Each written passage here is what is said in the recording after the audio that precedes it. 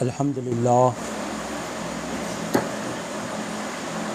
الحمدللہ الحمدللہ رب العالمین والعاقبۃ للمتقین والصلاة والسلام علی سید الانبیاء والمرسلین اما بعد فاعوذ باللہ من الشیطان الرجیم ببرکتی بسم اللہ الرحمن الرحیم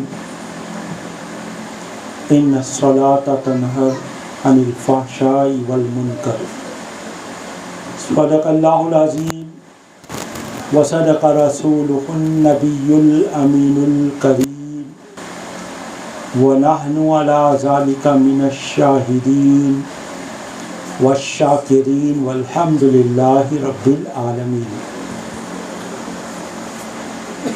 محفل میں حاضر بزرگوں، عزیز ساتھیوں، پیارے بچوں، پردہ نشین، عزت مآب ماں اور بہنوں، السلام علیکم ورحمۃ اللہ وبرکاتہ۔ خطبہ مصنوعہ کے بعد قرآن مجید فرقان حمید کی جس آیہ کریمہ کی تلاوت کرنے کا میں نے شرف حاصل کیا، دعا ہے اللہ رب العزت کی بارگاہ میں کہ اللہ تبارک و تعالیٰ مجھے اس کے سلسلے میں حق کہنے اور آپ تمامی حاضرین و سامعین کو حق سن کر اس کے مطابق ہم سب کو عمل کرنے کی توفیق نصیب عطا فرمائے، آمین بجاہ النبی کریم علیہ افضل الصلاۃ والتسلیم۔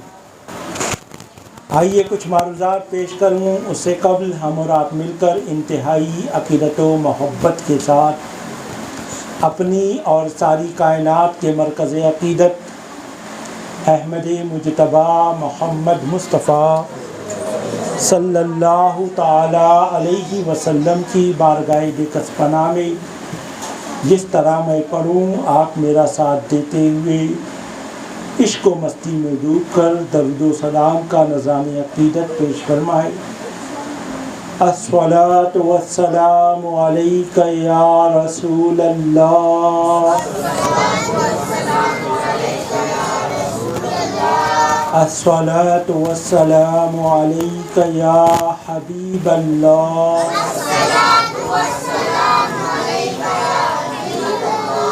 الصلاۃ والسلام علیک یا نبی اللہ،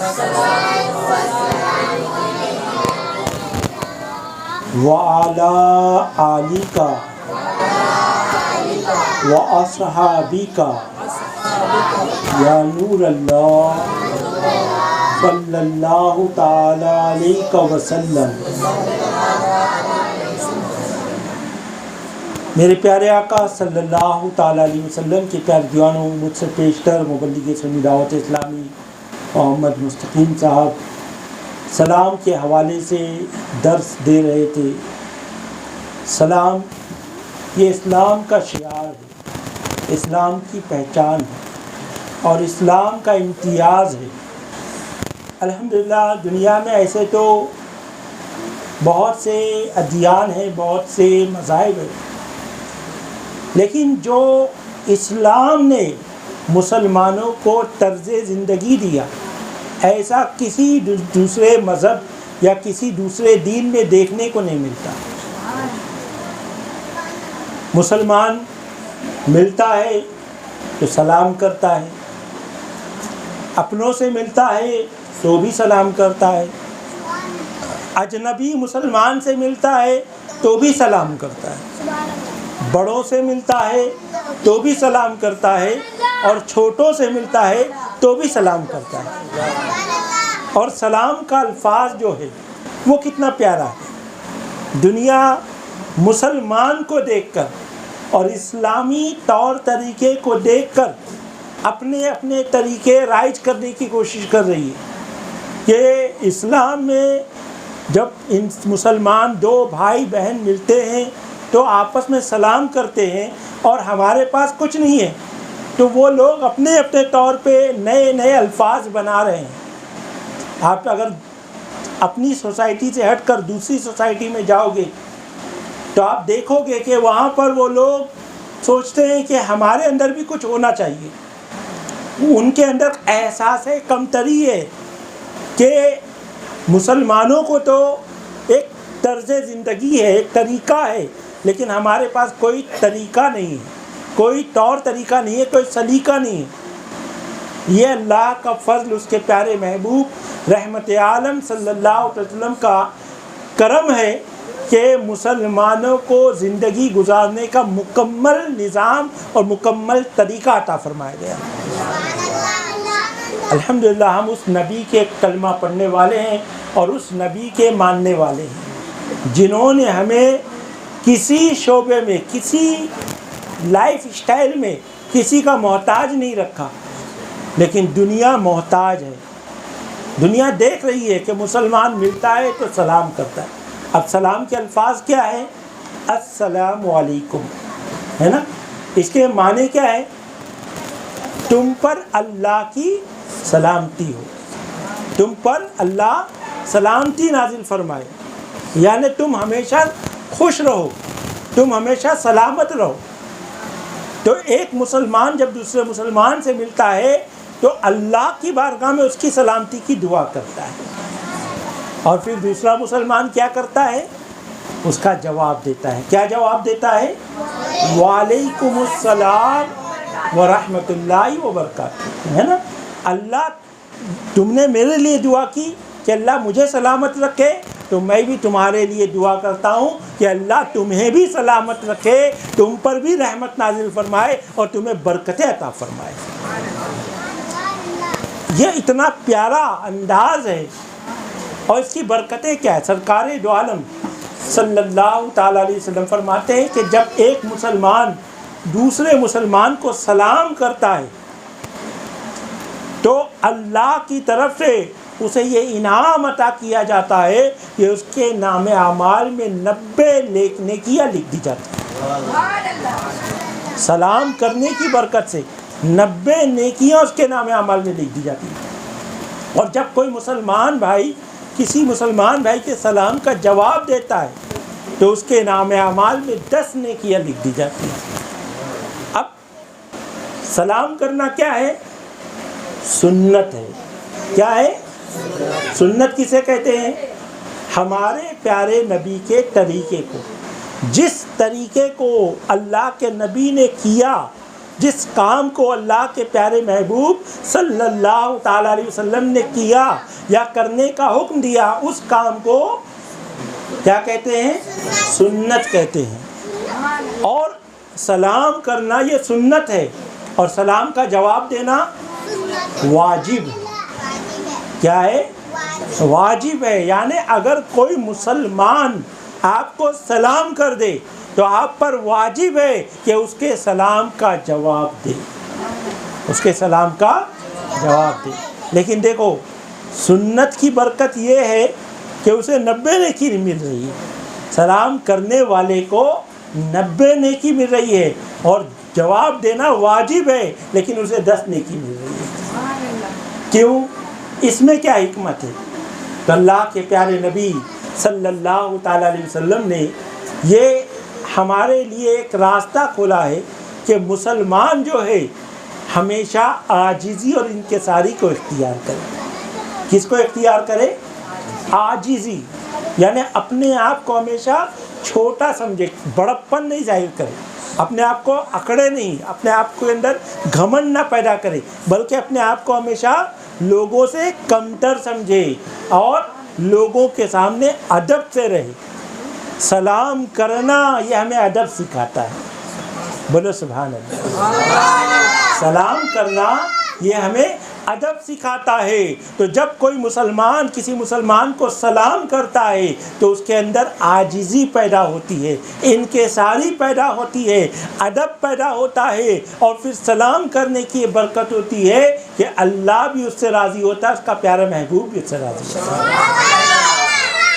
یہی وجہ تھی کہ صحابہ اکرام ہمیشہ یہ کوشش کیا کرتے تھے کہ ہم حضور کو پہلے سلام کریں گے، حضور کو پہلے سلام کریں گے، اور صحابہ اکرام اس جستجو میں لگے رہتے تھے کہ کب موقع ملے ہم حضور کو سلام کریں۔ لیکن ہوتا یہ تھا کہ حضور صلی اللہ علیہ وسلم جب کسی سے ملاقات کرتے تو پہلے سلام کیا کرتے ہیں۔ صحابہ سوچتے رہتے کہ ہم حضور سے ملیں گے تو پہلے سلام کریں گے، لیکن سرکار صلی اللہ علیہ وسلم ان کے سلام کرنے سے پیشتر خود سلام کر دیا کرتے تھے۔ صحابہ اکرام ہاتھ ملتے رہ جاتے اور سوچتے آج موقع نہیں ملا، پھر موقع ملے گا تو ہم پہلے سلام کریں گے۔ یہ صحابہ اکرام کے اندر ذوق تھا، شوق تھا۔ میرے پیارے آقا کے پیارے جنوں، اس سے پتہ چلا کہ سلام میں پہل کرنا یہ میرے آقا کو پسند ہے۔ سلام میں پہل کرنا یہ ہمارے پیارے آقا کو پسند ہے، تو ہمیں بھی چاہیے کہ ہمیشہ سلام میں پہل کریں۔ کیا کریں؟ سلام میں پہل کریں۔ اللہ ہم سب کو توفیق عطا فرمائے۔ آج لوگوں کے اندر یہ فکر، یہ سوچ آ گئی ہے کہ میں بڑا ہوں، میں چھوٹوں کو سلام کیوں کروں، یا پھر میں گھر کا ذمہ دار ہوں، میں گھر والوں کو سلام کیوں کروں۔ اور اس کا نتیجہ یہ ہو رہا ہے کہ ہم بغیر سلام کے اپنے گھر میں داخل ہو جاتے ہیں۔ اب اس کی نحوست کیا ہے؟ تو فرمایا گیا جو شخص کھانا کھاتے وقت بسم اللہ نہیں پڑھتا ہے یا گھر میں داخل ہوتے وقت سلام نہیں کرتا ہے تو ایسے کے ساتھ شیطان داخل ہوتا ہے۔ کیا ہوتا ہے؟ شیطان داخل ہوتا ہے۔ روایت میں ملا ہے کہ ایک مرتبہ دو شیطانوں کا آمنا سامنا ہوا۔ ایک شیطان بہت تگڑا، تندرست اور پہلوان جیسا تھا، اور دوسرا شیطان جو تھا کڑیل، لکھا، ایک دم کمزور، ضعیف۔ جب دونوں کی ملاقات ہوئی تو آپس میں گفتگو کرنے لگے۔ وہ موٹا تگڑا جو شیطان تھا وہ کہنے لگا کیا تیرا حال کیا ہو گیا؟ کیا تجھے کپڑے نہیں ملتے؟ کیا تجھے کھانا نہیں ملتا؟ تو اتنا کمزور ہو چکا ہے۔ کمزور شیطان نے کہا تو تو بہت خوشحال نظر آ رہا ہے۔ تو موٹے شیطان نے کہا ہاں میں تو بہت خوش ہوں۔ تو کمزور جو شیطان تھا، جو دم لکھا سکھا ہو چکا تھا، اس نے کہا کہ تیری خوشی کی وجہ کیا ہے؟ تو اس موٹے تگڑے شیطان نے کہا میری خوشی کی وجہ، میرے موٹے اور فربا ہونے کی وجہ یہ ہے کہ میں ایک ایسے انسان کے ساتھ، ایسے مسلمان کے ساتھ وابستہ ہوں جو کھانا کھاتا ہے تو بسم اللہ نہیں پڑھتا، اور گھر میں آتا ہے تو سلام نہیں کرتا۔ یعنی کوئی بھی کام کرتا ہے تو بسم اللہ پڑھ کر نہیں کرتا ہے، گھر میں آتا ہے تو سلام نہیں کرتا ہے۔ تو اس کی وجہ سے جو کچھ وہ کھانا کھاتا ہے اس کا کھانا میرے پیٹ میں چلا جاتا ہے۔ وہ کھاتا جاتا ہے، کھاتا جاتا ہے، یہ سوچتا ہے کہ میرا پیٹ نہیں بھرا، اور وہ جتنا ملتا ہے، کبھی فرینکی کھا رہا ہے، کبھی کباب پاؤ کھا رہا ہے، کبھی گھر میں بریانی کھا رہا ہے، لیکن اس کا پیٹ ہی نہیں بھرتا۔ کیوں نہیں بھرتا؟ کیونکہ وہ بسم اللہ نہیں پڑھ رہا ہے، اور بسم اللہ نہیں پڑھنے کی وجہ سے اس کا کھانا شیطان کھا لے رہا ہے۔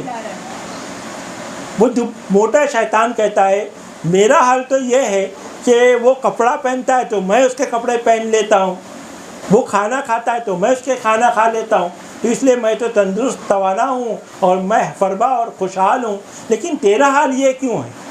تو وہ دبلا پتلا مریل جو شیطان تھا وہ کہتا ہے میں ایسے مسلمان نیک بندے کے ساتھ وابستہ ہوں کہ اس کا حال یہ ہے کہ وہ کچھ بھی کھاتا ہے یا کوئی بھی نیک کام کرتا ہے تو پہلے بسم اللہ پڑھتا ہے۔ کیا کرتا ہے؟ پہلے بسم اللہ شریف پڑھتا ہے، یعنی ہر جائز کام سے پہلے وہ بسم اللہ الرحمن الرحیم پڑھتا ہے۔ جیسے ہم گھر سے باہر نکلتے ہیں تو ہم پیر میں کیا پہنتے ہیں؟ چپل جوتے پہنتے ہیں، تو چپل جوتے پہنتے وقت بھی کیا پڑھنا چاہیے؟ بسم اللہ شریف پڑھنا چاہیے۔ اتارتے ہیں اس وقت بھی بسم اللہ پڑھنا چاہیے۔ کپڑے ہم پہنتے ہیں نا، کپڑے پہنتے وقت بھی بسم اللہ پڑھنا چاہیے، اور کپڑا اتار کر جب رکھتے ہیں تو بھی بسم اللہ پڑھنا چاہیے۔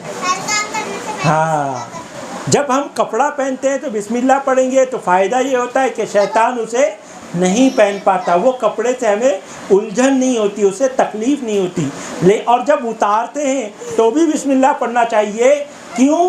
اس لیے کہ جب ہم اتار کر رکھ دیتے ہیں تو اس کپڑے کو شیطان استعمال کرتا ہے. اس کپڑے کو کیا کرتا ہے؟ شیطان استعمال کرتا ہے. تو بسم اللہ پڑھ کر اتار کے رکھنے کی وجہ سے شیطان سے وہ کپڑا محفوظ ہو جاتا ہے. سمجھے؟ تو ہر کام وہ شیطان کہتا ہے کہ ہر کام وہ بندہ بسم اللہ پڑھ کر کرتا ہے، اور جب بھی اپنے گھر میں یا کسی کے گھر میں جاتا ہے تو وہ سلام کر کے جاتا ہے. تو اس کی وجہ سے میں اس کھانے سے بھی محروم ہو جاتا ہوں اور اس کے گھر میں جانے سے بھی محروم ہو جاتا ہوں. اس وجہ سے میرا یہ حال ہے کہ میں دبلا پتلا کمزور ناتواں ہوں. تو میرے پیارے آقا کے پیارے جانو پتہ چلا ہر جائز کام سے پہلے کیا کرنا چاہیے؟ بسم اللہ شریف پڑھنا چاہیے. اگر ہم بھول جائیں کھانا کھا رہے ہیں اور بسم اللہ پڑھنا بھول جائے تو کیا پڑھنا چاہیے؟ بسم اللہ فی اولی و آخری. کیا پڑھنا چاہیے؟ فی اولی و آخری، ہے نا. اس کی برکت یہ ہے کہ اگر ہم کھانا کھا رہے ہیں یا کوئی کام کر رہے ہیں بھول گئے بسم اللہ پڑھنا، اور جیسے ہی یاد آ جائے تو اس کے بیچ میں یا آخر میں یہ پڑھ لے تو انشاءاللہ شیطان اگر داخل بھی ہو گیا ہوگا تو یہ پڑھنے کی برکت سے شیطان دور ہٹ جائے گا اور ہم اس کی شر سے محفوظ ہو جائیں گے. شیطان جانتے ہو کتنا شریر ہے؟ شیطان اتنا شریر ہے کہ اگر آپ نماز پڑھیں نا، اگر دو مسلمان ایک ساتھ کھڑے ہو کر جماعت میں نماز پڑھیں، اس کے بیچ میں اگر تھوڑی بھی جگہ ملے گی تو شیطان ایسے داخل ہوتا ہے جیسے بکری کا بچہ گھس جاتا ہے. بکری کے بچے کو دیکھے شرارتی ہوتا ہے تو جہاں پہ بھی جگہ ملے گی وہاں گھس جاتا ہے نا.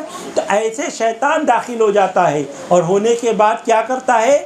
ہمارے دل میں ہمارے دماغ میں خیالات پیدا کر، برے خیالات، کھیل کے خیالات، کام کے خیالات، گھومنے پھرنے کے خیالات پیدا کرتا ہے. پھر ہم یہاں وہاں ہمارا ذہن جو ہے وہ بھٹکتا ہے اور ہمارا دل نماز میں نہیں لگتا. اسی طرح پڑھائی لکھائی کرتے ہم بسم اللہ نہیں پڑھتے تو ہمارے دل دماغ میں شیطان وسوسہ پیدا کرتا ہے، خیال پیدا کرتا ہے، تو ہمارا دل پڑھائی میں نہیں لگتا. تو ہمیشہ پڑھنے سے پہلے اعوذ باللہ اور بسم اللہ پڑھ لینا چاہیے. اسی لیے کہا گیا کہ ہمیشہ ہر جائز کام یا پڑھائی لکھائی شروع کرو تو کیا پڑھو؟ اعوذ باللہ پڑھو اور بسم اللہ پڑھ لیا کرو. تو اس کی برکت کیا ہوگی؟ ہم شیطان کے شر سے محفوظ ہو جائیں گے. اچھا کون شیطان کے شرار سے محفوظ ہونا چاہتا ہے بتائیے؟ سب محفوظ ہونا چاہتے ہیں. اچھا ہاتھ نیچے کرو. شیطان کون ہے؟ شیطان ایک بری چیز ہے. شیطان اللہ کا دشمن ہے نا. شیطان کون ہے؟ اللہ کا دشمن ہے، اور اسی لیے وہ اللہ کے بندوں کا بھی دشمن ہے. اللہ رب العزت قرآن پاک میں فرماتا ہے ان الشیطان للانسان عدو مبین. بے شک شیطان انسان کا کھلا ہوا دشمن ہے. آپ نے شیطان کو کبھی دیکھا ہے؟ نہیں دیکھا ہے نا. کیوں نہیں دیکھا ہے؟ کیونکہ وہ دکھتا نہیں ہے. دکھتا نہیں ہے لیکن ہمیشہ ہمارے ساتھ رہتا ہے. ہمیشہ ہمارے ساتھ رہتا ہے اور اتنا شریر ہے کہ ہمیشہ ہمیں گمراہ کرتا ہے، ہمیں بہکاتے رہتا ہے. اگر ہم نماز کے لیے جائیں گے تو شیطان ہمارے دماغ میں خیال پیدا کرتا ہے ارے بعد میں نماز پڑھ لینا. اگر پڑھائی کرنے بیٹھیں گے تو شیطان ہمارے دماغ میں خیال پیدا کرتا ہے کہ تھوڑا کھیل لیں گے بعد میں پڑھائی کریں گے، ہے نا. تو ہمیں شیطان سے بچنا ہے نا. بچنا ہے کہ نہیں؟ تو کیسے بچیں گے؟ اس کا طریقہ کیا ہے؟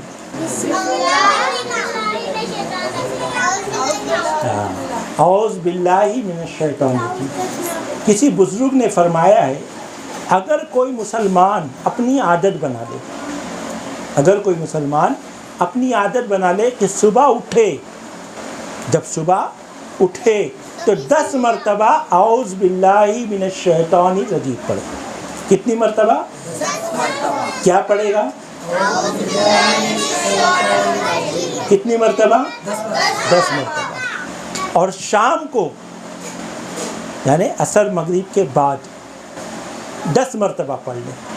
اگر کوئی ایسا عمل کرتا ہے تو اس کے اور شیطان کے درمیان، اس پڑھنے والے مسلمان بندے اور شیطان کے درمیان 300 پردے حائل ہو جاتے ہیں. کتنے پردے؟ 300 پردے حائل ہو جاتے ہیں اور شیطان اس کو بہکانے سے قاصر ہو جاتا ہے، یعنی اسے بہکا نہیں پاتا. کون عمل کرے گا؟ سب کریں گے؟ بولے انشاءاللہ. اچھا انشاءاللہ کیوں کہتے ہیں؟ کیونکہ وہ کام ہو جائے گا. ہاں، جو بندہ انشاءاللہ کہتا ہے نا، اللہ اس کو کرنے کی توفیق عطا فرماتا ہے. کیونکہ ہم چاہتے بہت کچھ ہے، ہم چاہتے بہت کچھ ہے، لیکن کیا ہم جو چاہتے وہ ہو جاتا ہے کیا؟ ہم جو چاہتے ہیں وہ ہو جائے یہ ضروری نہیں ہے، لیکن انشاءاللہ کے معنی ہوتا ہے اللہ چاہے گا تو اللہ چاہے گا تو ہوگا کہ نہیں؟ جو اللہ چاہتا ہے وہ ضرور ہوتا ہے. ہم چاہتے ہیں وہ ہو یا نہ ہو اس کا کوئی کنفرمیشن نہیں ہے، لیکن اللہ جس کام کو چاہتا ہے وہ ضرور ہوتا ہے. تو اس لیے مسلمان بندہ کوئی بھی کام کا ارادہ کرتا ہے تو کیا کہتا ہے؟ انشاءاللہ. اب دیکھو انشاءاللہ کہہ دی ہم نے، اب اس انشاءاللہ میں کیا فائدے ہیں؟ یہ انشاءاللہ کہنا بھی اللہ کا ذکر ہے. بولے سبحان اللہ. کیونکہ اس میں بھی اللہ کا نام ہے کہ نہیں؟ انشاءاللہ آپ نے کہا تو اس میں بھی اللہ کا نام ہے. گویا کہ آپ نے انشاءاللہ کہہ کر اللہ کو اس بات کا گواہ بنا دیا اور اللہ کا ذکر بھی کر لیا. تو گویا آپ کا یہ انشاءاللہ کہنا، اللہ اکبر کہنا، ماشاء اللہ کہنا، سبحان اللہ کہنا، یہ بھی اللہ کا ذکر کرنا ہے. تو اپنی زبان کو ہمیشہ ذکر الہی میں تر رکھا کریں. آپ سلام کر رہے ہو یہ بھی اللہ کا ذکر ہے، آپ سلام کا جواب دے رہے ہو یہ بھی اللہ کا ذکر ہے، آپ انشاءاللہ کہہ رہے ہو یہ بھی اللہ کا ذکر ہے. گویا کہ اسلام کا جتنا طریقہ ہے وہ پورا کا پورا عبادت ہے، اور پورا کا پورا عبادت ہے. آپ کھانا کھا رہے ہو، کھانا کیا ہے؟ ہماری ضرورت ہے نا. کھانا نہیں کھائیں گے تو ہم بھوکے رہ جائیں گے، کمزور ہو جائیں گے، ہے نا. لیکن اگر ہم کھانا اسلامی طریقے کے مطابق کھاتے ہیں، سنت مصطفیٰ صلی اللہ تعالیٰ علیہ وسلم کے مطابق کھاتے ہیں، تو کھانا ہم کھا رہے ہیں، پیٹ کس کا بھر رہا ہے؟ بسم اللہ پڑھ کے کھائیں گے تو ہمارا ہی بھرے گا نا. ہاں، ہم سنت کے مطابق کھا رہے ہیں، بسم اللہ پڑھ کر کھا رہے ہیں تو ہمارا پیٹ بھر رہا ہے نا. لیکن اس کھانے پر بھی اللہ بندے کو عبادت کا ثواب عطا فرمائے گا. لیکن کب؟ جب ہم سنت کے مطابق کھانا کھائیں گے، بسم اللہ شریف پڑھ کر کھانا کھائیں گے، دعا پڑھ کر کھانا کھائیں گے. کھانا اس نیت سے کھائیں گے کہ اے اللہ تیرا شکر ہے کہ تو نے مجھے کھلایا، تو نے کھلایا تو میرا پیٹ بھرا، مجھے طاقت ملی. اے اللہ اگر تو مجھے توفیق دے گا تو میں اس طاقت سے تیری عبادت کروں گا، تیری بارگاہ میں سجدہ کروں گا، نماز پڑھوں گا، تلاوت کروں گا. تو نے طاقت دی ہے، اس طاقت کو میں استعمال کر تیرے دین کی خدمت کروں گا، حافظ قرآن بنوں گا، عالم دین بنوں گا، مبلغ بنوں گا اور درس دوں گا، لوگوں کو اچھی بات سکھاؤں گا. اگر آپ نے یہ نیت کی تو انشاءاللہ یہ کھانا بھی آپ کا عبادت ہے، یہ کھانا بھی آپ کا عبادت ہے. رات میں سوتے ٹائم بسم اللہ پڑھتے تو ساتھ، اگر بسم اللہ نہ پڑھ کے نہیں سوتے تو پھر شیطان بلائی کا رات میں سپنا بھرتے رہتا ہے. ماشاء اللہ. دیکھو بچے نے کتنی پیاری بات کہی کہ اگر ہم سو رہے ہیں اور بسم اللہ نہیں پڑھتے، دعا پڑھ کر نہیں سوتے، تو شیطان کیا کرتا ہے؟ ہمارے دل و دماغ میں وسوسہ پیدا کرتا ہے، برے خیالات، پھر ہمیں برے خواب آتے ہیں، ہے نا. ہم ڈر کے اٹھتے ہیں رات میں. تو کیونکہ ہم نے بسم اللہ نہیں پڑھی، ہم نے دعا نہیں پڑھی.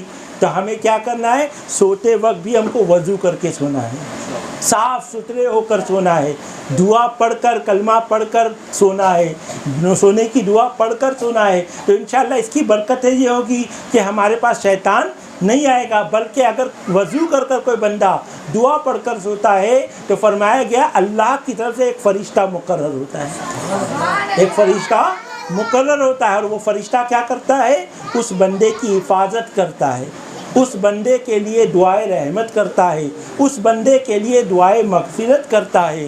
اور فرمایا گیا اگر اسی حال میں اگر اسی حال میں اس مسلمان بندے کا انتقال ہو گیا، یعنی وہ مر گیا، تو اللہ اس کو شہید کا مقام عطا فرماتا ہے۔ کس کا مقام عطا فرماتا ہے؟ شہید کا۔ جانتے ہو شہید کسے کہتے ہیں؟ شہید اسے کہتے ہیں جو اللہ کی راہ میں اسلام کی بقا کے لیے، اللہ اور اس کے رسول کی خوشی کے لیے لڑتا ہے، اللہ اور اس کے رسول کی خوشی کے لیے لڑتا ہے، اور لڑتے لڑتے بہت سارے زخم اپنے بدن پر سہتا ہے، اور پھر اسی حال میں اس دنیا سے رخصت ہو جاتا ہے، جب جا کر اسے شہید کا مقام ملتا ہے۔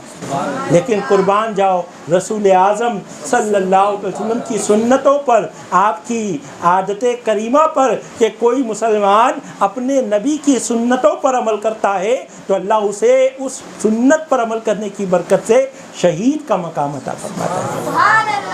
تو انشاءاللہ ہم عمل کریں گے۔ یہ محفل کیوں سجائی گئی؟ اسی لیے سجائی گئی کہ ایسی محفلوں میں آنے کی برکت سے ہمارے اندر اچھائیاں آئیں، ہمارے اندر ایورنیس آئے، ہمارے اندر خوبیاں پیدا ہو۔ ہر انسان میں خوبیاں ہوتی ہیں، کوئی جھوٹ بولتا ہے، کوئی جھوٹ سے بچتا ہے نا؟ جھوٹ بولنا کیا ہے؟ بہت بڑا گناہ ہے۔ کیا ہے؟ بہت بڑا گناہ۔ جانتے ہو ابھی ہمارے ساتھی جناب محمد ماجد صاحب درس دے رہے تھے، آپ درس میں جو لوگ تھے انہوں نے سنا ہوگا کہ جھوٹ بولنا کتنا بڑا گناہ ہے۔ رسول اعظم صلی اللہ علیہ وسلم نے ایک مرتبہ صحابہ اکرام کو واعظ و نصیحت فرما رہے تھے، تو دوران واعظ و نصیحت اللہ کے نبی نے فرمایا کہ 3 کبیرہ گناہوں سے بچو، 3 کبیرہ گناہوں سے، یعنی بڑے گناہوں سے بچو۔ اس میں سرکار نے ایک تو شرک کا نام لیا۔ شرک کس کا نام لیا؟ شرک۔ شرک کسے کہتے ہیں؟ اللہ کو ہم عبادت کرتے کہ نہیں اللہ کی؟ اللہ کو خدا مانتے ہیں نا، اللہ کو ایک رب مانتے ہیں نا، اس کی بندگی کرتے ہیں، اسی کے لیے روزہ رکھتے ہیں، اسی کے لیے عبادت کرتے ہیں، اسی کے لیے سجدہ کرتے ہیں۔ لیکن اگر کوئی انسان اللہ کے علاوہ کسی اور، جیسے کہ آپ نے دیکھا ہوگا غیر مسلم، نان مسلموں کو، کہ وہ مورتیوں کی پوجا کر رہے ہیں، وہ سانپ کی پوجا کر رہے ہیں، وہ جھاڑ کی پوجا کر رہے ہیں، تو وہ لوگ کیا کر رہے ہیں؟ شرک کر رہے ہیں۔ کیا کر رہے ہیں؟ شرک کر رہے ہیں۔ یعنی اللہ خدا ہے لیکن اللہ کے علاوہ وہ اپنے من سے خدا بنا رہے ہیں۔ اللہ کے علاوہ وہ دوسری چیزوں کو جو خدا نہیں ہے، جو معبود نہیں ہے، ان کو وہ معبود مان رہے ہیں۔ اگر کوئی مسلمان ہوتے ہوئے اللہ کو رب مانتے ہوئے اگر اس اللہ کے علاوہ کسی اور چیز، جیسے کہ نان مسلم کر رہے ہیں اور مسلمان بھی جا کر ان کے ساتھ آرتی اتار رہا ہے، مسلمان بھی جا کر پوجا پاٹ کر رہا ہے، تالی بجا رہا ہے، تو گویا وہ کیا کر رہا ہے؟ شرک کر رہا ہے۔ کیا کر رہا ہے؟ شرک کر رہا ہے۔ تو اسی لیے کہا گیا ایسی جگہ جانے سے بچو۔ آج دیکھو مسلمانوں کا حال، اللہ ہی رحم کرے۔ مسلمان خود تو نہیں جاتا ہے لیکن اپنے گھر میں بڑی اسکرین والی ٹی وی لا کے رکھتا ہے۔ کیا لا کے رکھتا ہے؟ LED ٹی وی، ٹیلی ویژن ہے نا۔ اب اس میں کیا ہوتا ہے؟ سیریل دیکھ رہے ہیں۔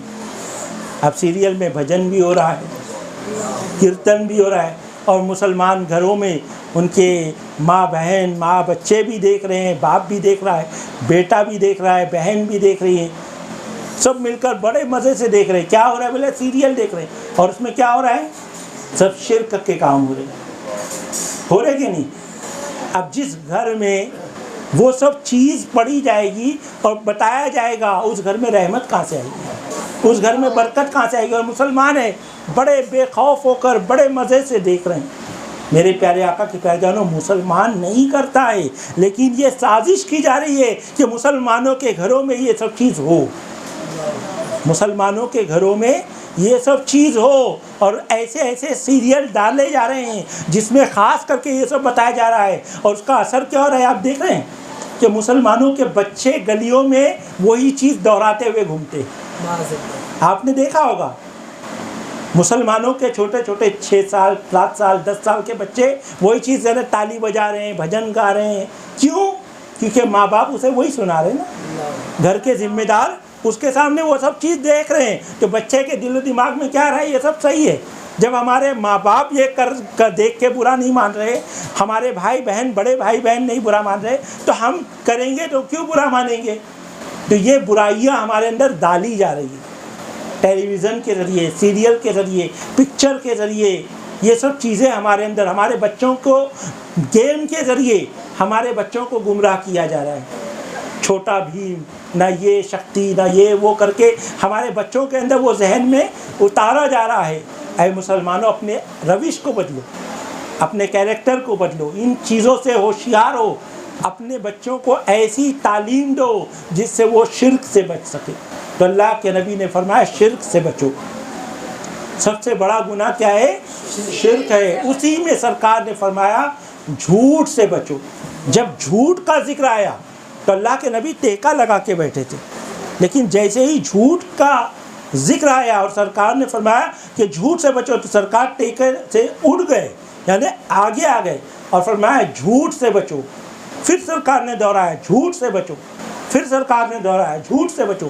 صحابہ اکرام عرض کرتے ہیں کہ ہم نے یہ گمان کیا سرکار کاش یہ بولنا چھوڑ دے، رک جائے سرکار اور کسی اور چیز کا ذکر کرے، لیکن سرکار اسی بات کو، یعنی جھوٹ سے بچو، جھوٹ سے بچو، جھوٹ سے بچو، گویا کہ سرکار نے اتنی بار اس بات کو دہرایا، اتنی بار دہرایا کہ ہم ایک دم خوف زدہ ہو گئے۔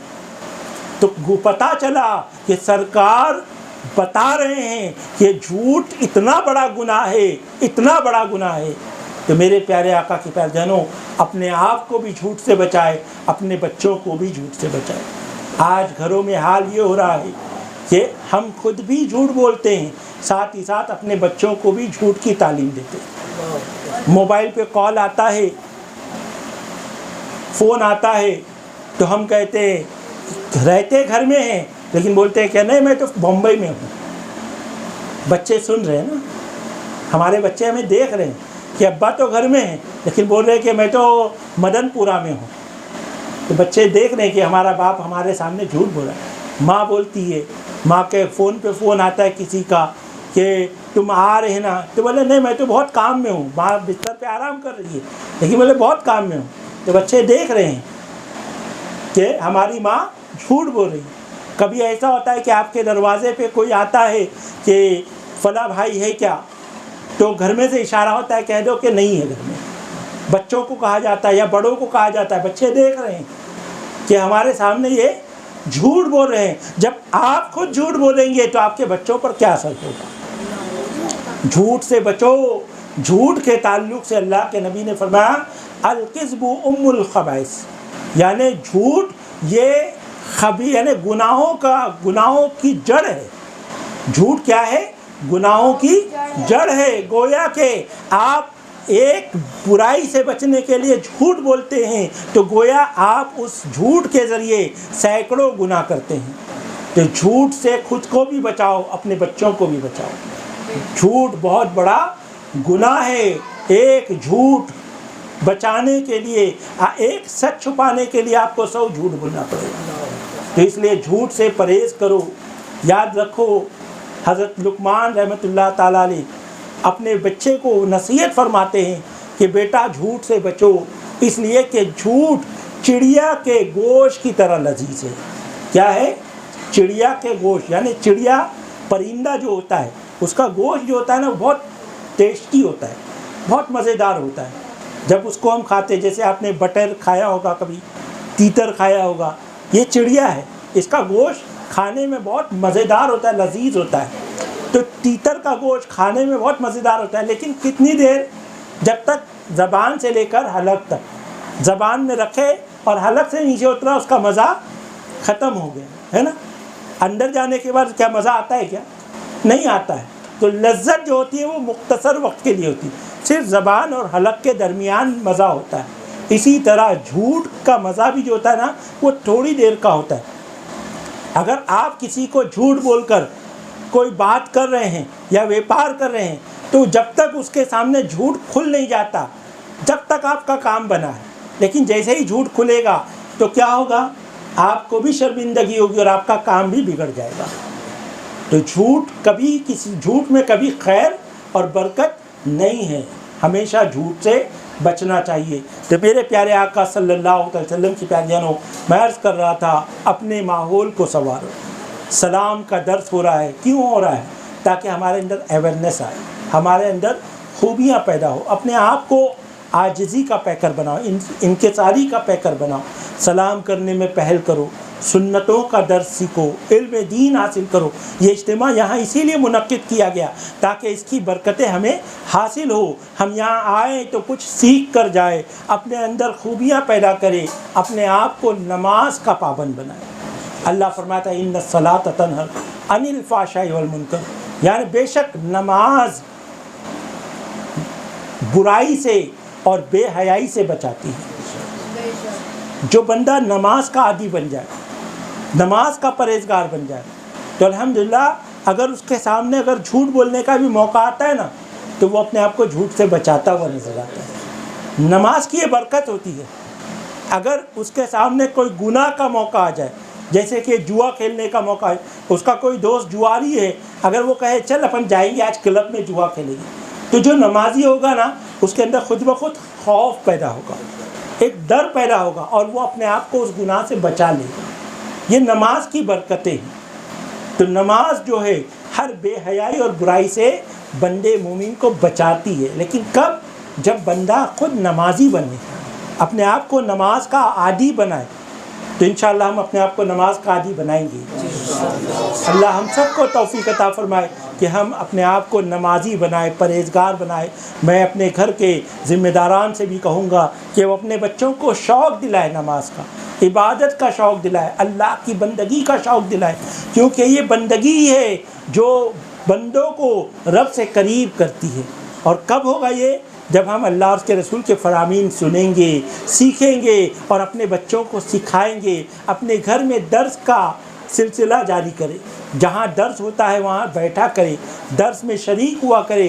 انشاءاللہ اس کی برکتوں سے ہم گناہوں سے بھی بچیں گے اور علم دین سیکھ کر اپنے آپ کو گناہوں سے بچنے اور بچانے والا بنائیں گے۔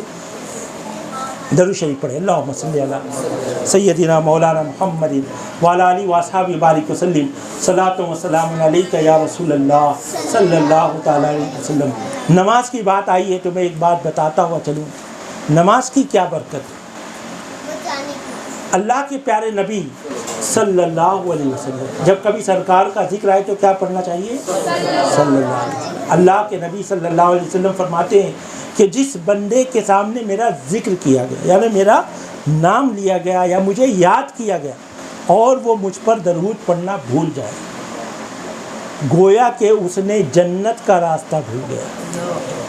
یعنی درود پاک نہ پڑھنا یا درود پاک پڑھنا بھول جانا، یہ جنت کا راستہ بھول جانے کے مترادف ہے۔ تو جب بھی سرکار کا ذکر آئے، یہ نہیں کہ محفل میں بیٹھے ہیں اور مولانا بیان کر رہے، مبلغ بیان کر رہے، تبھی اگر آپ کے ہاتھ میں موبائل ہے، آپ واٹس ایپ پہ ہیں، یوٹیوب پہ، فیس بک پہ، اگر اس میں کچھ بیان ہو رہا ہے، اس میں بھی اگر سرکار کا ذکر آئے تو ہمیں کیا کرنا ہے؟ فوراً درود شریف پڑھنا ہے۔ اور یہ بھی تو عبادت ہے نا، بولو نا، ہے نا؟ سرکار پر اگر درود پڑھتے ہیں تو کیا اس کا مطلب؟ اللہ رحمت نازل فرمائے ہمارے پیارے نبی پر، ہمارے نبی کی آل پر، ہمارے نبی کے اصحاب پر، اللہ رحمت نازل فرمائے، یہی تو ہے نا۔ جب ہم اللہ سے رحمت کا ذکر کریں گے اور رحمت کی دعا کریں گے تو گویا ہم اللہ کو یاد کر رہے ہیں، اللہ کا ذکر کر رہے ہیں۔ تو اللہ کا ذکر کرنا یہ بھی تو عبادت ہے نا، عبادت ہے کہ نہیں؟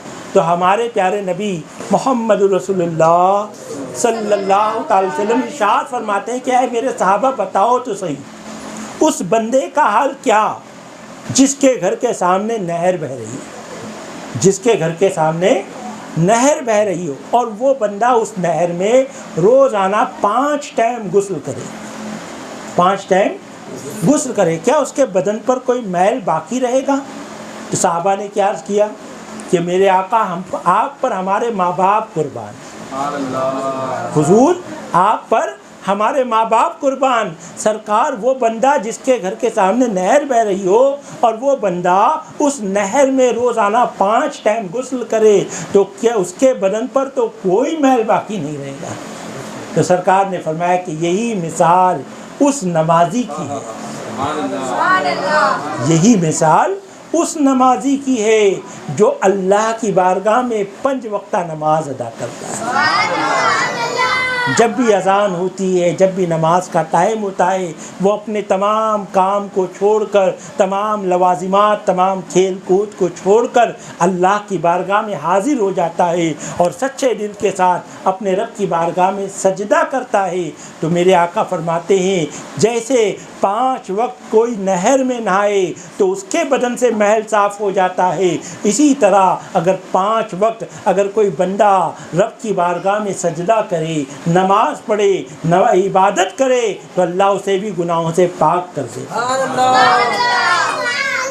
تو انشاءاللہ ہم نماز پڑھیں گے، علم حاصل کریں گے، اللہ اس کے رسول کو راضی کریں گے انشاءاللہ۔ اللہ تبارک و تعالیٰ کی بارگاہ میں دعا ہے جو کچھ معروضات پیش کیا گیا، جو کچھ درس دیا گیا، کہنے سننے میں اگر کوئی غلطی، لغزش، خطا سرزد ہوئی ہو تو اللہ اسے معاف فرمائے اور ہم سب کو صحیح معنوں میں مسلمان بن کر زندگی گزارنے کی توفیق عطا فرمائے، علم دین سیکھنے کی توفیق عطا فرمائے، اللہ اور اس کے رسول کے فرامین سیکھ کر اس پر عمل کر کے اسے عام کرنے کی توفیق عطا فرمائے، سنی دعوت اسلامی سے وابستہ ہو کر مبلغ بننے اور سنی دعوت اسلامی کے ذریعے دعوت دین عام کرنے کی توفیق رفیق عطا فرمائے۔ وما علینا الا البلاغ المبین۔ السلام علیکم ورحمۃ اللہ وبرکاتہ۔ کھڑے ہو جائے صلاۃ السلام کے لیے۔